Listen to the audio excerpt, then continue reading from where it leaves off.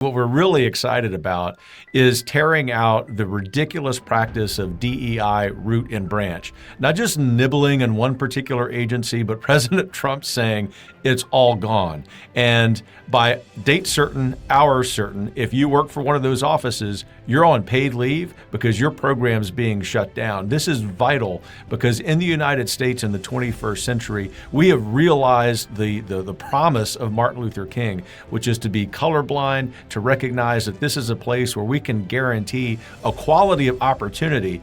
Whatever the outcome is up to you. And if we in fact fulfill Trump's promise in his excellent inaugural address that we're going to restore the sense of the American frontier, the sense of being American pioneers and kind of rugged individualists, what a great time to be alive. All right, guys, good Wednesday to you. It's halfway through the work week. Technically, Monday was a holiday. We know it wasn't. But this is already we've had more happen in the last 48 hours in the Trump administration than the last 48 months of the Biden. We're going to break down a lot of what's happened. We got a great discussion coming your way with Kevin Roberts. He's the head of the Heritage Foundation. They did a lot and they're doing a lot. We're going to get to all of that. But I got one photo that I came across online that I wanted to show you because it exemplifies everything that I think so many of us feel. Check this out. This is the Trump's waving bye-bye as Joe Biden and Jill Biden went gone. All right, as I mentioned, a lot of action that Trump is taking. It's hard to keep up with all of it. But the one thing that caught my eye today, he put out this notice that if you are a federal employee working on DEI, today at 5 o'clock, you went on paid leave. No mas. This is you got to say, I keep saying this and I will keep emphasizing this. The last 4 years have been so consequential. They know exactly what they're going to do, and we're going to see more and more of this roll out all week long. It's just phenomenal. Trump also, this got buried. I don't know how this isn't big, but he had this huge $500 billion investment in AI that SoftBank, Oracle, and OpenAI came together on yesterday. Masa's son back there saying, Mr. President, the last time that I saw you, I said $100 billion investment. You said make it 200. I'm coming back with you. $500 billion to invest. Unreal. On Friday, by the way, we've got a deep dive on the border, on these executive actions. We're going to really get into that, and then we're going to get a little update on the MAHA, the Make America Healthy Again agenda. A lot to get into, but before I do that, I've told you guys this before. If you are someone that runs a company or are in charge of the finances, this RAMP card will be a game changer. It looks like a Visa card, like any other credit card. This one has no numbers on it because I'm not that dumb. I'm going to give you my RAMP card. But it is a corporate expense software system that will save you a ton of time and money. They give you the controls and insight into your company's spending for each of your employees, whether you got 5 or 5,000. As I've mentioned before, we had a guest on the show who got RAMP for his company, and they now have been able to save a ton of time that they used to spend chasing around with receipts and expenses. It streamlines so many things and automates receipts, categorizes the expenses all in real time. You don't have to be running around with your head cut off chasing. It's so easy to use and to get started. They can literally issue you virtual cards within 15 minutes, and then you get the physical ones so that you guys can spend online or in person, no matter where you are. And so it's, like I said, easy to set up, and you get $250 right now when you join RAMP. Just go to ramp.com/Spicer, ramp.com/Spicer. Cards are issued by Sutton and Celtic Bank, members FDIC. Terms and conditions apply. All right. As much as Trump was doing stuff yesterday, there's something that caught my eye that it was just, to me, so outrageous. Trump attended the traditional time-honored national prayer service that happens. It's at the Washington Cathedral, the same place that Jimmy Carter was buried, had his service, and so many other big events, right? It's run by the Episcopal bishop of this area. Her name is Marian Edgar Booty. So instead of rising to the occasion, I want to show you what she said, but I also, as you listen to her words, watch the reaction on the faces of Melania Trump, J.D. Vance, and everyone else, because it's pretty telling. So let's take a look at what she had to say, closing this time-honored tradition that the President of the United States goes to. Take a look. Let me make one final plea, Mr. President. Millions have put their trust in you. And as you told the nation yesterday, you have felt the providential hand of a loving God. In the name of our God, I ask you to have mercy upon the people in our country who are scared now. There are gay, lesbian, and transgender children in Democratic, Republican, and independent families, some who fear for their lives. And the people who pick our crops and clean our office buildings, who labor in poultry farms and meat packing plants, who wash the dishes after we eat in restaurants and work the night shifts in hospitals, they may not be citizens or have the proper documentation, but the vast majority of immigrants are not criminals. They pay taxes and are good neighbors. They are faithful members of our churches and mosques, synagogues, wadara, and temples. I ask you to have mercy, Mr. President, on those in our communities. I don't even know where to start with this. I wish I had an extra hour. Who is she? These kids that are scared? I'm sorry, where are they? Does she somehow speak for everyone? Like, this is a faux controversy. Maybe because if you're a leftist that uses an opportunity like this to advance your own political agenda. So let's just, again, I could go off on that whole LBGT thing because that's insane. She said there's all these kids that supposedly she speaks for everyone now that are all scared. Scared of what? Scared of what? She doesn't define that. But then she goes on to talk about immigrants. They may not have the proper documentation. What are you talking about? They came to this country illegally. Then she uses check out the sleight of hand, by the way, sleight of hand. She says, not all immigrants are criminals. We're all, if you're not Native American, you're an immigrant to this country. Trump isn't going after immigrants. His wife's sitting next to him. She's an immigrant to this country. We all are sons and daughters of immigrants. We're going after people who broke the law. And she's trying to lie and gaslight all of us. This was so inappropriate. And I give the Trump family a ton of credit for sitting there. Anyway, a couple quick things before we get to Kevin Roberts. You know, the White House press corps, they always love to whine. Oh, we want more access, the First Amendment, the rights of the press, access, and they always whine and complain. Well, President Trump has made himself more accessible than Biden did in 4 years combined in the last 48 hours. He held a press conference yesterday where he takes all their questions in the Roosevelt Room. And check this picture out. C-SPAN carried it. News Nation carried it. Fox carried it. Jake Tapper, though, you don't need to hear from the President of the United States on his first full day in office. Nicole Wallace on MSNBC, you don't need to hear from the President of the United States. Don't buy this garbage about press access and whatever. CNN and MSNBC don't want you to hear what your president's doing. If you're tuning into them or know someone it is, it's their fault. That's all I'll say. By the way, one more last thing that I want to, two things I want to tell you about. One, check this out, this picture from our friend Reagan Reese. When Biden used to call a lid, that means that there are no more public events. But you see the Marine standing there by the door outside the West Wing. The Marine guards the door when the president's in the Oval Office. It's late. And the president of the United States, Donald Trump, is still in the Oval Office working hard. You never saw that image when Joe Biden was president. Just saying. Lastly, I remarked yesterday about the first question that Marco Rubio got when he went out and gave his little press tour. Well, he wasn't alone. They all said the same stupid thing. Well, let me just show you, because this is what you asked the Secretary of State, the first Hispanic, the first confirmed guy, the first guy to get 99-0 confirmed. And this is how everybody wants to ask. Go. Really want to start with those January 6 pardons, because many people believe, including the American people, were not in favor of these blanket pardons. You know, Team Trump had been saying it was going to be taken on a case-by-case basis. That did not appear to be the case. It appears blanket pardons. What message do you think that sends to people around the world about what we stand for? Let's begin with January 6 pardons. Back when this happened, you called it a national embarrassment, saying we now have third world countries that are lecturing us and we have tin pot dictators that are mocking us.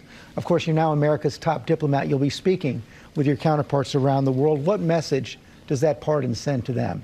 What message does pardoning nearly all of them send to the rest of the world? Unbelievable. All right, one last thing before I get to Kevin Roberts. Hannity was meeting with Speaker Johnson and a bunch of House Republicans. Speaker Johnson making it very clear that the disaster aid to California is going to be tied to reforms to their system. Take a look. So are you saying that California, if they continue to aid and abet law-breaking and harbor illegal immigrants, money from D.C. gets cut off? Yeah, we're talking about conditions to this disaster. That's great. That's great. That's what we need to do. We're not going to keep throwing bad money after bad money to a place that is breaking the law, that isn't willing to reform itself. Anyway, before I get into Kevin Roberts with the Heritage Foundation, let me tell you, if you have a fire extinguisher or a first aid kit, you have it for a reason, because God forbid something happens, you want to be prepared. That's why I have a LifeVac, and you should too. If there's a choking incident, anybody, not just you, can be a hero and save them. I've already told you once before, we've had someone on this show buy a LifeVac and save a life. It's unbelievable. They called me last week and said that they were so excited to share that news with me. I'm excited to tell you about it. Please have them. Fire departments, EMTs, restaurants, cruise lines, everybody's getting a LifeVac. If your kid's school doesn't have one, they'll send one for free. So get your very own right now. Go to lifevac.net, lifevac.net. Tell them I sent you. All right, it is my honor to introduce the president of the Heritage Foundation and Heritage for Action, Dr. Kevin Roberts. He's got a brand new book out called Dawn's Early Light, Taking Back Washington to Save America. The foreword is by our new vice president, J.D. Vance. Without further ado, Dr. Kevin Roberts. Kevin, good to see you. Thanks for joining us. Sean, you're a great American. It's always a pleasure to talk to you. Thanks for the interview. Goodbye, guys. Yeah, you don't even pay me to say that. I might have to now. Listen, you guys have got to be super, super excited. I've said over and over again that because President Trump was out of office for 4 years, he had time and his team had time to think through, what would I do? How would I do it? And who are the people that I should surround myself to implement it if I get back into office? And I think we're seeing that manifest itself right now. And it cannot be overlooked. The work that you guys did, that America First Policy Institute did, to get things ready to go so that day one, policies were ready to hit the ground running. How excited are the people at Heritage to know that all of this hard work is paying off? You know, we've today gone from being ecstatic to being almost in disbelief, in a good sense of that, which is to say, as you said, you know, the work that we did at Heritage, Center for Renewing America, Conservative Partnership Institute, our friends at AFPI, many other groups, you know, more than 100 conservative groups. For the first time in American history, literally the first time in American history, the conservative movement was well prepared to offer to the incoming administration the personnel and the policies. And obviously, President Trump is taking full advantage of it. But as somebody who's been in the movement, see, I was literally walking the other night from one event to another, and I bumped into somebody in one of those institutions. And I said, you know, it's interesting. It's almost like you can't believe we didn't have this in the past. Right. I mean, these institutions that now, I mean, America First Legal, the lawsuits they filed, to your point, the legwork and the coordination is what's allowing President Trump to execute so well. It really is. You know, when I got to Heritage a little over 3 years ago, and I was asked by colleagues at Heritage and friends on the outside of Heritage who loved Heritage, what can we do differently in this next election cycle if our side wins to prepare the next president? I said, how about we all work together and not worry about who gets the credit? That's the Reagan principle, right? And by doing so, and a whole bunch of people deserve credit, you know, to the very point. By doing so, we, the conservative movement, a huge target of the left. And so all of the nonsense of the last year about this transition project actually lends credence to the thought that this is the kind of thing we need to be doing all the time. Yeah. And you know, like you said, our motivation at Heritage was to answer the question, why haven't we done this before? Right. And I think the American people are going to benefit immensely in the first months of the Trump administration. So you mentioned how ecstatic your staff is. Like, what is there something that has stood out for you in the past 48 hours? Which, by the way, I stopped and I tried to pinch myself this morning, and I'm like, oh my God, it's only been a day and a half or whatever. It's nonstop. But is there something that your team is like, you know what, we've been trying to address X for the longest time, and I know that you guys do everything. So, but is there one thing that sort of has floated to the top?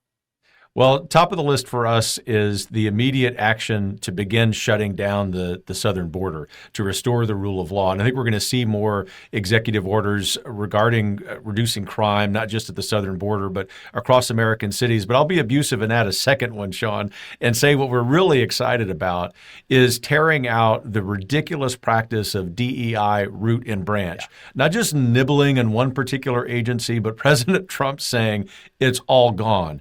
And by date certain, hour certain, if you work for one of those offices, you're on paid leave because your program's being shut down. This is vital because in the United States in the 21st century, we have realized the promise of Martin Luther King, which is to be colorblind, to recognize that this is a place where we can guarantee equality of opportunity. Whatever the outcome is up to you. And if we, in fact, fulfill Trump's promise in his excellent inaugural address that we're going to restore the sense of the American frontier, the sense of being American pioneers and kind of rugged individualists, what a great time to be alive. Yeah, the thing that I want to get to spending with you in a second, but like the word that keeps coming to mind with me is common sense. And that's what President Trump talked about in his inaugural address, this idea of restoring common sense.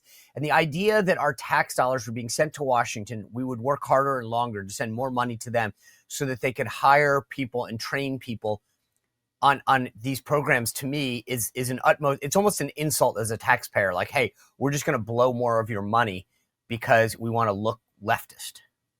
Yes, it'd be one thing if we were spending the money that we don't have on programs that actually were okay. I mean, we would still want to be sure that we're balancing the budget.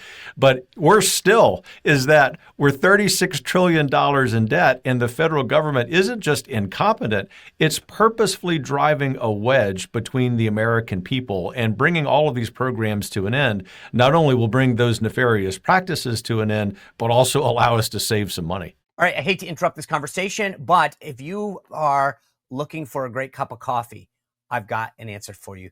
Look at my bag, Wired to Fish. It is amazing coffee.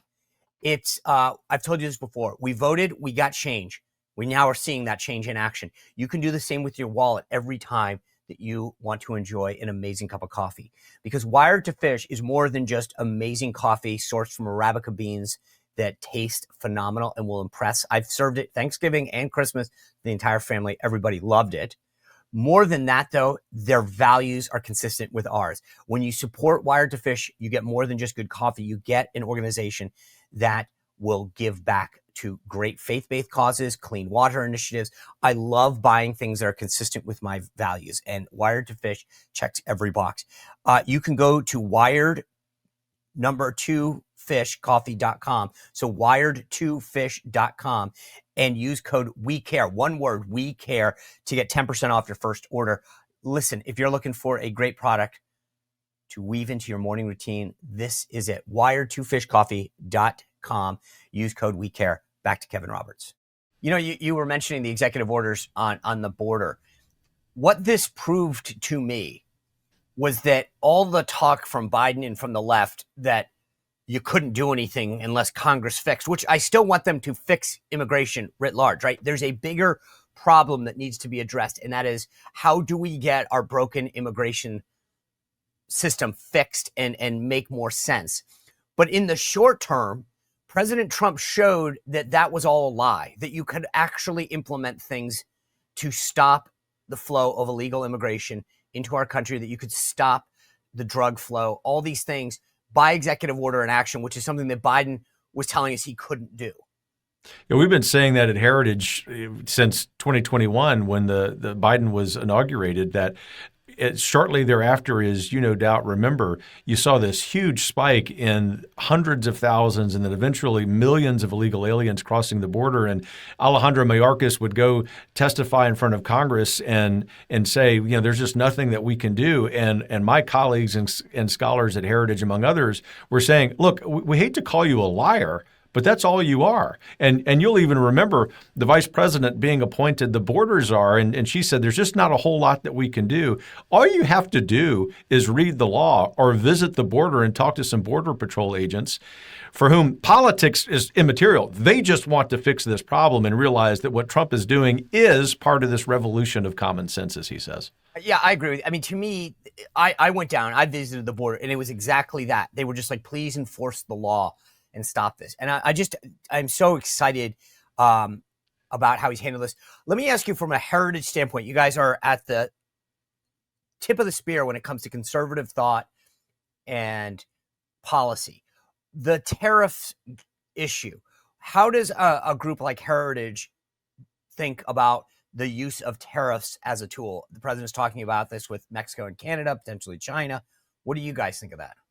Well, two really important things. The first is we fully support the motivation of President Trump to use the tariff not just as a negotiating tool, but in certain instances, a really helpful economic tool. You know, at my core, I'm a Hamiltonian. It's far more consistent in the history of the conservative movement to use tariffs as a tool for the benefit of the American people than it is otherwise. But the second thing that I would say is, you know, we do public policy. We start with the ideal. And so our ideal would be we would replace the federal income tax with tariff. And we're in the process of running some modeling, our great statisticians and economists here, on what that would look like. Now, you and I both know, Sean, that politically the feasibility of that is very difficult. But what we offer to the conservative movement and to any administration is the depth of thought on that kind of ideal. And then we can work backwards from that. You know, politics, once you insert that factor into all of this, means you would have to do something like that incrementally. But let me be really clear. I think the Chinese Communist Party deserves about 1,000,000% tariff until they get with a program and realize they're done invading our institutions. They are done challenging privacy rights of Americans. They are done presenting themselves as the world's leader. The world's leader is the United States of America. The sheriff's back in town, and one of the tools he has is the tariff, and we support that. I've also started to think about this. I mean, if you put tariffs on enough products that are coming in to the United States from places like China, at some point, businesses that have moved to China will realize that it makes more sense to relocate here in the United States for us to manufacture things. But why? To me, we missed the boat. I mean, COVID to me was the clarion call. They send a disease to us, and then we go to them for the prescription drugs, the PPE. It was insane. It was like literally calling the guy who lit the fire to help put it out. And so if we use these tariffs correctly, not only from a revenue standpoint, but I think, and you tell me what your guys say on this, but I think that we can incentivize manufacturing and other industries to come back, build, hire in America so that they don't find it advantageous to do all this overseas. I think you hit the nail on the head. Last year at Heritage, the most important white paper that we issued was called The New Cold War on China. The world, I know, does not end or begin with Heritage white papers, but it really is a blueprint for how you use this tool of a tariff against the Chinese Communist Party for the benefit of Americans. And it reminds me of a story. I met a guy in Florida a couple of years ago who told me that, Kevin, you shouldn't be so hawkish at Heritage against China because of one really important consideration. And, very seriously, I said, sir, what consideration is that? He said, dog food is made in China. And I said, you're really going to rest your claim on dog food? How about we remember we're the United States of America, and we ought to be prioritizing Rust Belt communities, Deep South communities, Mountain West communities that have been ravaged by the globalists who, as we sit here, Sean, continue to meet in Davos and prioritize the Chinese Communist Party over any free person in the world. This is the kind of righteous anger that Donald Trump personifies. And the great thing is, kind of going back to your first point about the policies of our transition project, he's got the intellectual ammunition to actually get this fixed, and Heritage stands ready to support him 100% of the time. So when you were talking about snuffing out DEI and taking it out by the root, I think you're absolutely right. It's gotten me thinking, though, that while we have control of both houses of Congress and the White House and a majority on the court, we've got it all right now for at least 2 years, hopefully longer, but we know for 2 years. What should we do? I mean, like, I think you put it perfectly, right? If you're going to get rid of DEI, get it out, pull the roots out, make sure it doesn't grow back. What else is on that list that we've got to say, hey, we got 2 years, don't miss the boat on what?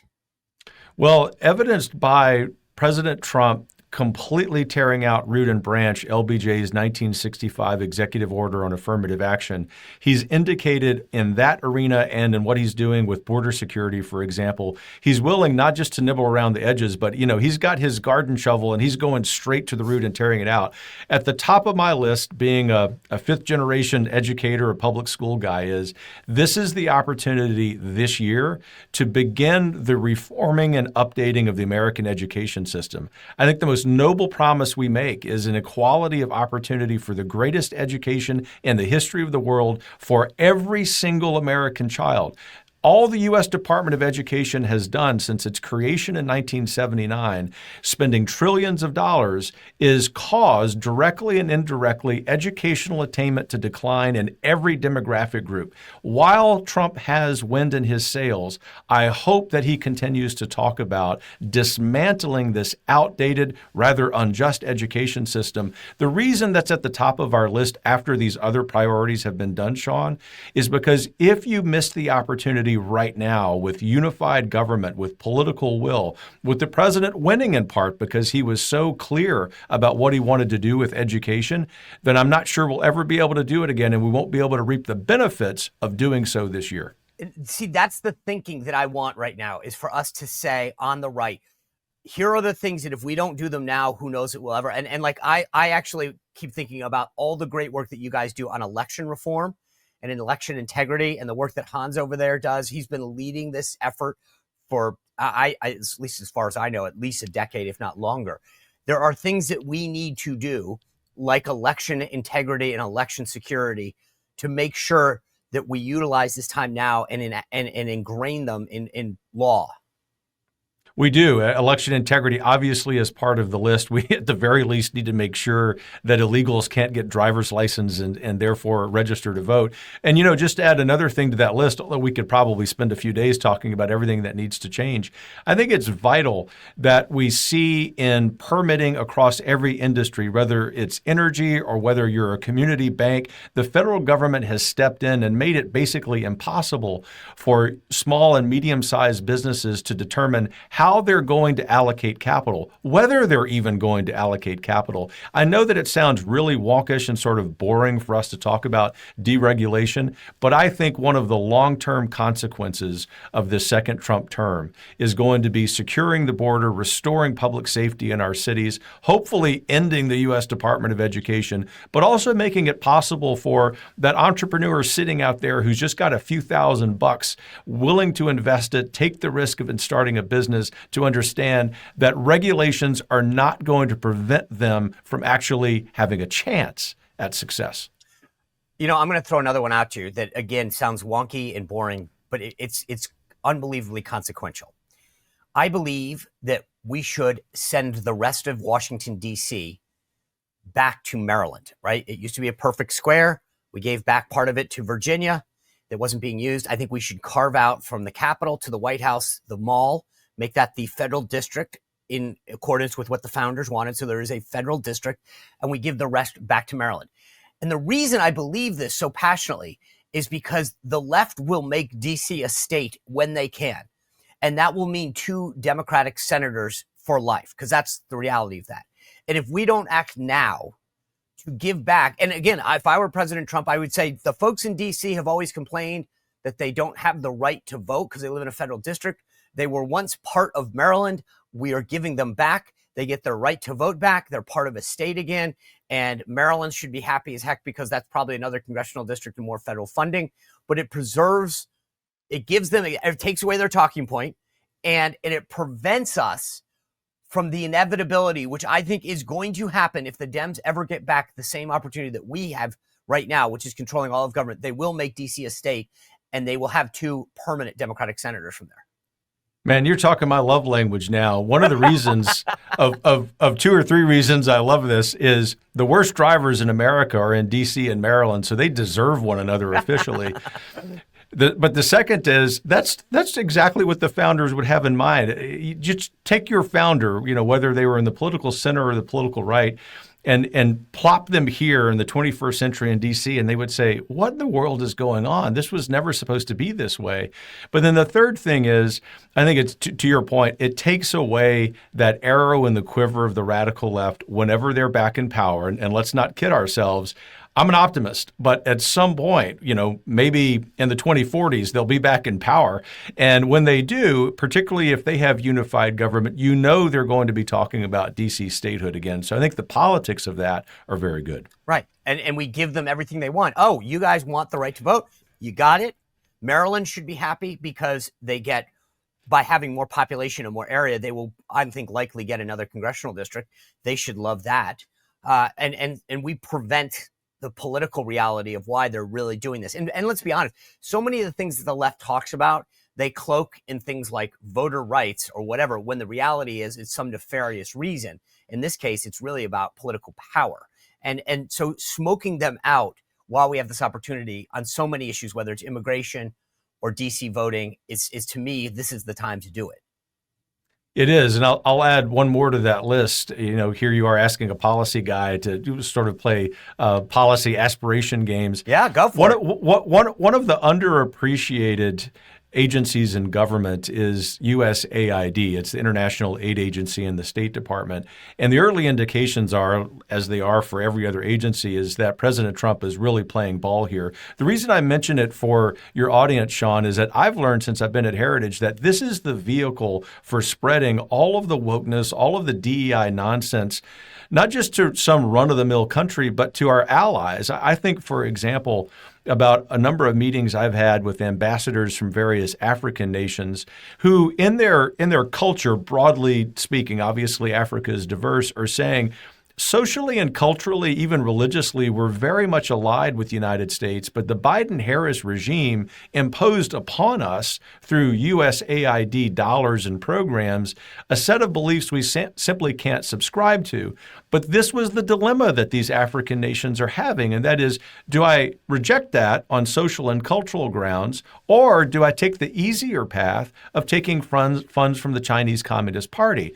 This is the kind of thing, the reform of the State Department writ large, which Rubio has already begun, but in particular, something like USAID, that won't make the front page of the newspapers, but it's going to be a vital test of how well Trump and Vance do at completely reforming the American government. So let's pull this string a little bit further. When it comes to spending, my concern right now is that there are some economists who believe that the way we address the deficit and eventually the debt is through massive growth, right? That if you grow the economy and you therefore bring in more revenue, therefore you start to alleviate the problem.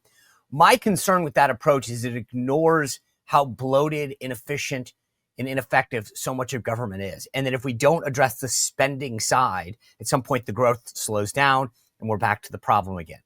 So how would you advise both Congress and the White House to address this rampant spending, address the deficit, address the inefficiencies in government? Your diagnosis is correct. One of the reasons I and my Heritage colleagues have been such critics of this mindset that you can grow yourself out of this is twofold. The first is what you mentioned in terms of spending. There isn't that political motivation, frankly, the fiscal motivation to actually tighten the belt, which has to happen to the federal government. But the other is, if you don't do that, if you don't have more fiscal restraint, then as you know, Sean, the people on whose backs that growth will actually be put are the middle class and the working class, because that growth is not going to be at some responsible 2.5% or 3.5% annually. It's going to be at a much more hotter rate of 4, 5, 6%, which we will feel in the form of inflation.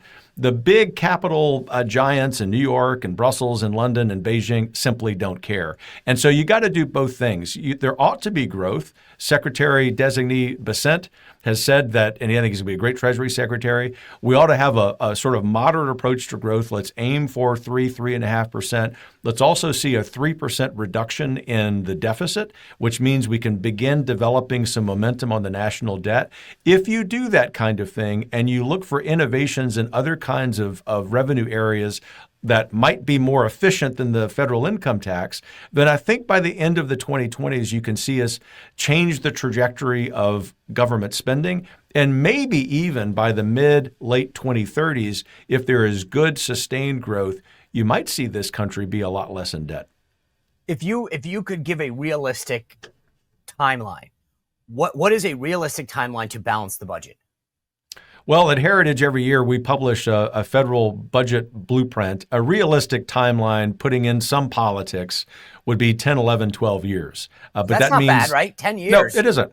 It isn't. And, that's assuming, as Scott Bessent has said, this 3% growth. I think that's a fair assumption right now. Looks like inflation is beginning to cool down. But the point is that you have to start that now. You can't, if you're a Republican leader in the House or the Senate, say, well, let's go do these other things, and we can't tackle that until next year. Obviously, you do that without, what about entitlements like the VA and Medicare, Medicaid? Can you do this without touching that? Because President Trump sort of indicated that he's a little concerned about touching entitlements. At some point you have to deal with it. Trump is right, especially in terms of politics about that. But we think at Heritage that you can make a huge promise, which of course we mean at Heritage, to keep all the current recipients whole. But by the end of the 2020s, you have to start looking at very serious entitlement reform in order to be able to balance the deficit. I think politically, even if today is not the day to be talking about that and putting the plan in motion, politically, there is a way to turn that into a winner for elected officials on the center right. And I look forward to that happening, because if you're not going to have that conversation at some point, then it's going to be impossible to balance the budget.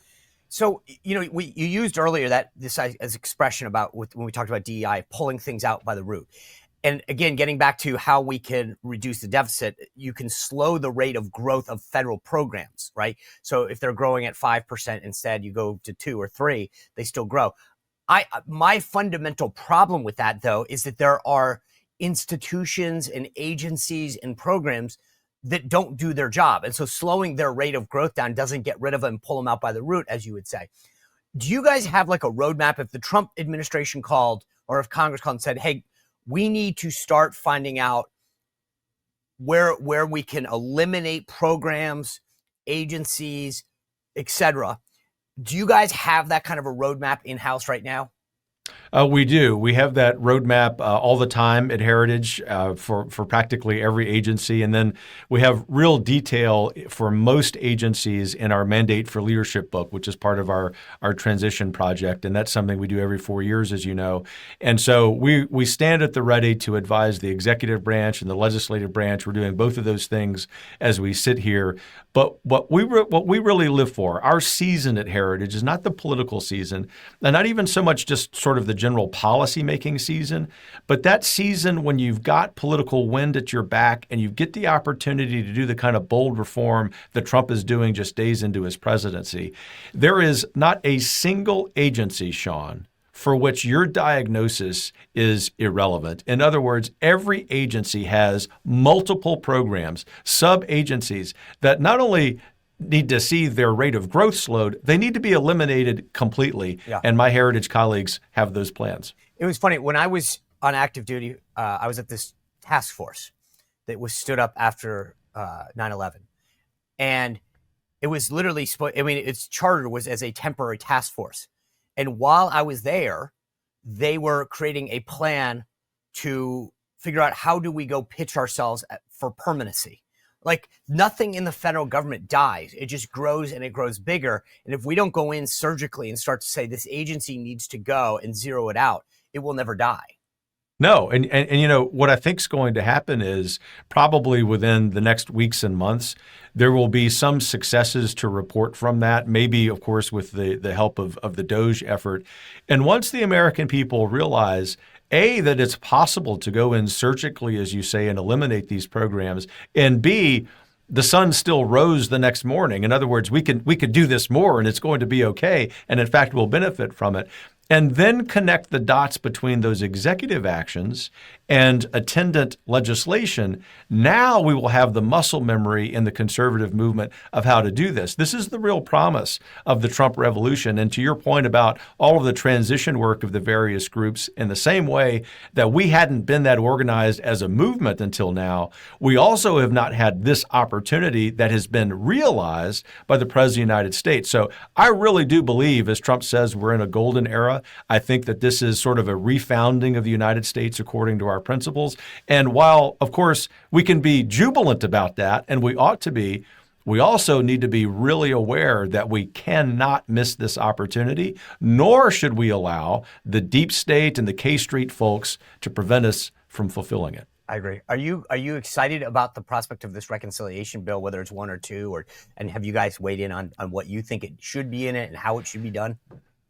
When we were asked in leading up to Christmas which we preferred, we said two bills makes more sense to us, namely because you're going to be able to close the border and show the American people that you're actually moving on this agenda. Ultimately, though, Sean, we're agnostic as it relates to being one bill or two bills. We just say if you're going to do one big bill, which apparently is the plan now, we're going to be fully supportive, but we're going to be fully supportive with a caveat. Don't wait until Easter to start work on this. You better be doing it now. And you also have to be really careful about not putting so much into that one big bill that if, like a ship, you put so much on the top deck, it starts to sink under its own weight. That's the caution as friends that we would offer, but we're fully supportive of the substance and look forward to it getting done. So let's talk to people for a second. Just broadly speaking, I get the text. You guys are very actively supporting the nominees that President Trump has put forward. Before we get into a couple specific people, just broadly outline what Heritage is doing with respect to President Trump's nominees. Well, we are supporting them if they ask for policy suggestions, personnel suggestions. It's something we've done since 1980. But one of the things we're doing that's new this time, and doing some of this through Heritage Action, is running a 7-figure campaign, an advertising campaign that highlights the qualifications of every one of these nominees. We're doing that in swing states as a way of providing air cover for, say, Republican senators who need some friendly help to remind their constituents that these are important votes. I think Trump has assembled what has the potential to be the greatest cabinet in American history since Washington's. I mean that. No hyperbole. You know, I'm a historian. I've studied these cabinets. These men and women are ready to roll. And so we think at Heritage, we ought to do our part to invest in helping them get across the finish line. It seems like Democrats are throwing up every roadblock. I was this morning looking down the list, and it looks like they're trying to drag out Pam Bondi's nomination, which seems to me, I mean, I just wonder, are they scared about what she's going to do, or are they just purely playing politics? Both. In the same way that they were scared by this tremendous effort across conservative groups to prepare the next president, I think they're scared that he's delivering on the promise. And maybe after of his campaign, and maybe after his excellent inaugural address, where he didn't do the usual BS of extending olive branches, but just said, this is what we're going to do. I have a mandate from the people. I've been literally saved by God in order to be at this moment. I think the Democrats realize they've never had to deal with this. I mean, really, not since Ronald Reagan have they had to do this, not even Trump in 2017, because there wasn't that level of organization supporting him. And so the left, as you know well, is going to pick one or two or three of these nominees and try to make it really difficult. Hats off to John Thune. I think he's done an excellent job as majority leader thus far. And he said, imagine this. I mean, you talk about revolutionary. You senators might have to work on the weekends in order to get this done. Just let me translate that for ordinary people of whom I would like to think I'm one. That means the Senate is going to have to work really hard, and they rarely do. You know, the funny thing is they actually don't have to work that hard. If they really wanted to do it right, they could just say, these people are very qualified. Let's have a vote. And then you guys actually could go home for the weekend. They have to, I think, deal with the Democratic tactics. How have you guys decided, though, who needs help and who doesn't? So I saw, like, for example, you guys putting out some great videos. Kash Patel, I think, was one. Pete Hegseth was another. How are you guys deciding? Are you coordinating with them? Are they reaching out to you? Or are you guys deciding, hey, we can see the opposition building. Let's go take it on? Yeah, we run these plays independently, and but I say we run to where the gunfire is, the political gunfire is. And so we saw Kash Patel receiving some incoming, same as my great friend Pete Hegseth, Tulsi as well as a friend of Heritage. You don't have to be a close friend of Heritage for us to help out, obviously, but in those cases, those appear to be some of the nominees that the left is really going to target. I think that our advertising has already helped in shoring up Republican support. The other would be RFK. We think that not only in terms of politics, but also in terms of policy, this Make America Healthy Again effort is really important. I'm a native Louisianan. I'm paying particular attention to the vote of Senator Cassidy on that. Senator Cassidy is a physician and I think has been a little tepid in his support for Mr. Kennedy. And so this is the kind of thing where Heritage always wants to be a friend to any elected official of any party. But when we decide that we're going to engage, we're not playing Little League Baseball. We are there to achieve the will of the American people. So as an educator, as a conservative leader, does it make you chuckle that Heritage is out there backing a Kennedy? It does. In fact, my former chief of staff who's going into the administration was the first to tell me, Kevin, you really have to pay attention to RFK. I said, look, Wes, I'm the first Republican in my family. I have a very hard time trusting a Kennedy, but I had the opportunity just a few days ago to tell that story to Bobby Kennedy, who's now a friend, and he just chuckled, took it in the spirit in which it was intended, which is we got a special opportunity in the 2020s to put politics off to the side, focus on what we agree on, and go do the agenda of the American people. And I'm now excited to be part of this realignment with him. All right, my last question for you is, and look, this is like you're a father, so this is like asking, which child do you like the most? But of the nominees, is there one that particularly excites you because of their background? I mean, again, I'm not. This isn't at the detriment of anyone else, but is there somebody that you're personally like cheering on because you know something about them, or there's an aspect of that agenda that you really want to see get done? Yeah, you're really going to get me in trouble. I mean, I think all of the cabinet appointees work really closely with one of them in particular, my great friend Brooke Rollins, who's going to be a great ag secretary. Oh, that's right. You guys, Texas Public Policy Institute. That's right. Even though she's a Texas A&M Aggie and I'm a University of Texas Longhorn, I'm rooting for her. I will say. That's like Texas bipartisanship. Yeah, it is the most that I can muster. I think all of us, probably including Brooke, are most excited about Russ Vought going back to the Office of Management and Budget. Did it. That was my pick. I think he can be the most consequential guy in terms of reshaping spending and the federal government. That's exactly where I was going to go. But tell me about you. The reason for me is twofold. The first is he's going to touch every agency, right? So Brooke at the Agriculture Department, Linda McMahon at Education, Pete at Defense, they're all going to rely on Russ. But the second is, having been in Washington 3 years, that's something I thought I would ever say, Russ is someone who doesn't exist for the cocktail parties. He doesn't exist for the dinners. Some of those might be okay, when we're at inauguration time.